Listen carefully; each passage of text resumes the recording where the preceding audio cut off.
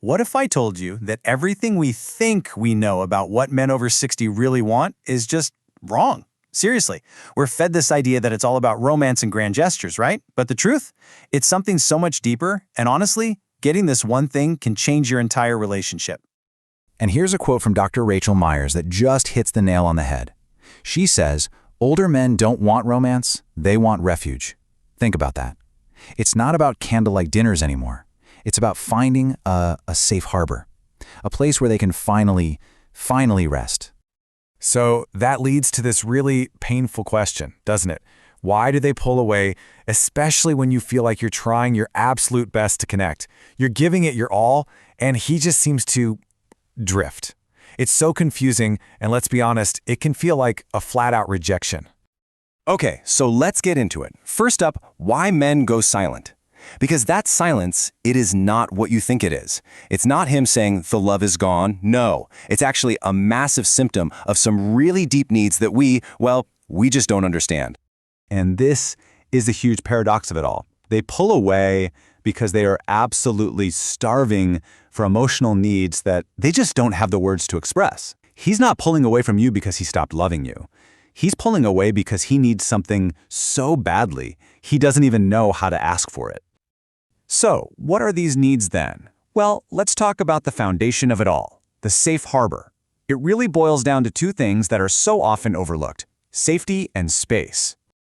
Let's be clear about what emotional safety means here. This isn't some soft, sentimental idea. For a man, this is about survival. It's the feeling, deep in his bones, that this is a place where he can be vulnerable, without being judged, without you trying to fix him, and without being misunderstood. And this quote just lays that fear bare. If I let myself fall apart, I'm afraid you'll never see me the same again. You see, it's not the feelings he's afraid of, it's the consequences. It's the terror that if he shows his cracks, he'll lose your respect forever. And this is where we often get our wires crossed, right? Our love says, hey, let's talk this through right now. But his need is screaming, I just need to process this alone first. Your attempt to connect can feel like an interrogation to him. It's like he's saying, I'm not running from you. I'm trying to find myself again. But when you follow me, I feel trapped, not loved. That retreat into his man cave or his workshop, it's not a wall he's building against you. It's a space he needs to untangle his thoughts. And when we follow him in there, it suffocates him. All right, next up, let's talk about his core value. This is all about his sense of self-worth. And honestly, this is the thing that makes him feel either truly alive in the relationship or like a ghost walking through his own house. And that value? It's respect. Respect is the absolute oxygen of his emotional world. And look, this isn't about you bowing down to him or blind obedience. Not at all. It's the deep down feeling that he is chosen by you, trusted by you, and believed in. Without it, he just can't breathe. And this quote from a man in his late 60s, wow, it's just heartbreaking. I know she loves me, but I don't think she likes me anymore. Whew, can you feel that? Because for a man, when the respect dies, the connection dies with it. It feels like you don't even like him as a person anymore. And that's when he starts to disappear inside himself. And right alongside respect is this other core value, appreciation. It's about moving him from feeling totally invisible to being truly seen.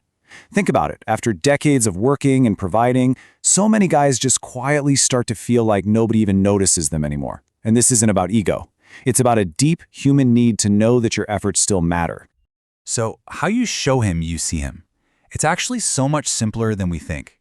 First, just notice the small things, the everyday stuff. Second, say thank you, and really mean it. And third, acknowledge his effort, not just whether he got the right result. These little things, they're like water to a thirsty plant. They can bring him right back to life. Okay, let's move on to our fourth point, which is connection without pressure. And yeah, we're talking about physical intimacy. Because for men after 60, this whole game changes. It becomes way less about performance and way more about simple connection. You see, physical affection becomes this language of reassurance. It's the nonverbal way of proving to him that he is still wanted, that he is still masculine in your eyes, and that he's still the one you choose. Because that fear of failing, it can be huge. And this quote just says it all. I would rather avoid intimacy completely than see disappointment in her eyes. It's not that he doesn't want to be close to you. It's that he is terrified of not measuring up. It's easier to avoid the whole thing than to risk seeing that look of disappointment. It's a brutal choice.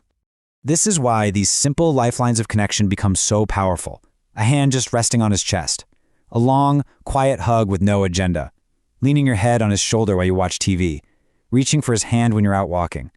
These things say, I want you, without saying, I need you to perform. And that is what lets intimacy come back. So we've talked about safety, space, respect, appreciation, and connection. But all of these things, they're all roads leading to one final destination. The real goal. The one thing that a man's heart desires more than anything else after 60. And that goal is peace. But what is peace really? It's not just quiet. Peace is a soft place to land. It's the feeling of finally coming home after a lifetime of fighting battles out in the world.